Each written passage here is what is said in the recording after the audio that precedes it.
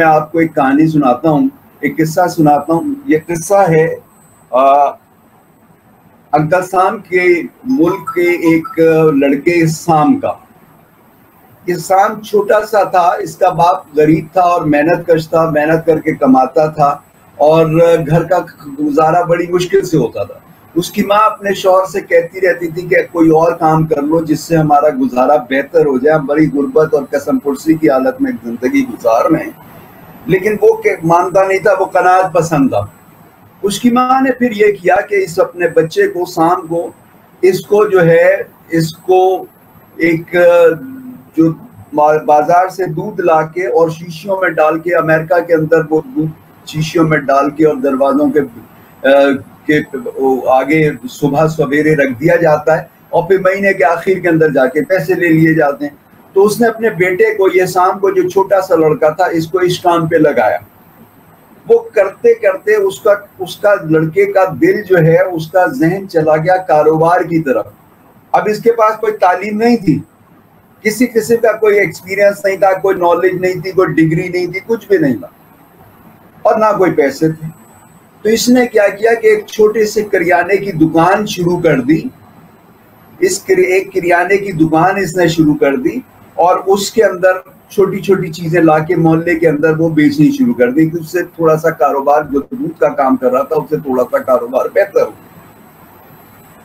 اب اس کے بعد اس نے کیا کیا, اس نے اس کے بعد ایک دکان لی اور کانٹریکٹ پہ دکان لے لی. وہ چلتی ہوئی دکان تھی اور اس نے اس کی سیلز, کیونکہ اس کا جو گاہک تھے ان کے ساتھ بیہیویئر بڑا اچھا تھا, ہر آتے جاتے کو وہ سلام کرتا تھا, لوگوں کے ناموں کے ساتھ ان کو یاد رکھتا تھا. تو اگر کوئی دکان کے آگے سے بھی جا رہا تھا تو اس سے ہیلو ہائے اس کا نام لے کے اس کی خیریت پوچھتا تھا. اس طرح سے اس کے گاہک بہت بڑھ گئے. تو اس دکان کی جو سیل تھی اس سے کئی گنا زیادہ ہو گئی, پروفٹ کئی گنا زیادہ ہو گیا. لیکن جب کانٹریکٹ کا پیریڈ ختم ہوا تو اگلا کانٹریکٹ کرنے سے ان دکان کے مالکان نے منع کر دیا. انہوں نے کہا کہ اب ہم خود ہی کیوں نہ کاروبار کریں, اب اتنی کمائی ہو رہی ہے تو ہم اس کو کیوں دیں, ہم خود ہی کام کرتے ہیں. تو انہوں نے اس سے وہ لے لی. اب یہ لڑکا پھر فٹ پاتھ پہ آ گیا, لیکن اس نے ہمت نہیں ہاری. اس کے بعد اس نے ایک اور دکان لی, اس کے بعد اس کو چلایا. اس کے بعد وہ دکانیں لیتا چلا گیا, بڑھاتا چلا گیا.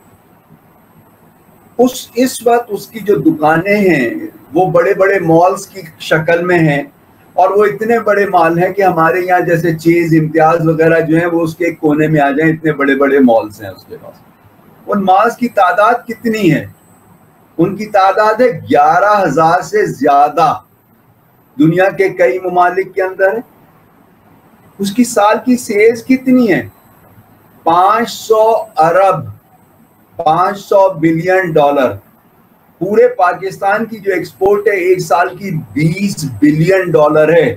یعنی پورے پاکستان کی جو ایکسپورٹ ہے 250 سال کی, 250 سال, 250 سال کی, اتنی سیلز ایک سال میں وہ کرتا ہے.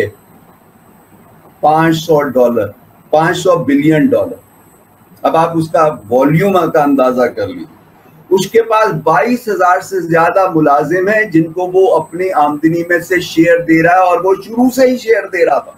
اس طرح سے وہ ایکسپینڈ کرتا گیا کہ اپنے ملازمین کو وہ شیئر دیتا تھا, جو بھی پروفٹ ہوتا تھا اس میں سے حصہ دیتا تھا.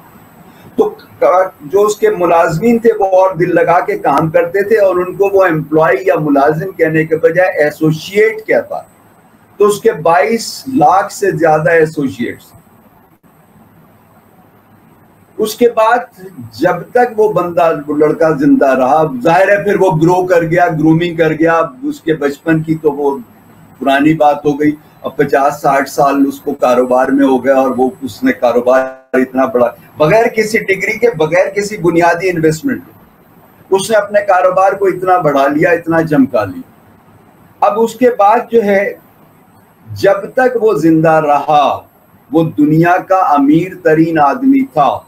اس کے انتقال کے بعد بل گیٹس جو مائکروسافٹ کا مالک ہے وہ کاروبار میں یعنی دولت میں سب سے امیر اس کے بعد بنا, ورنہ وہ بھی اتنا امیر نہیں.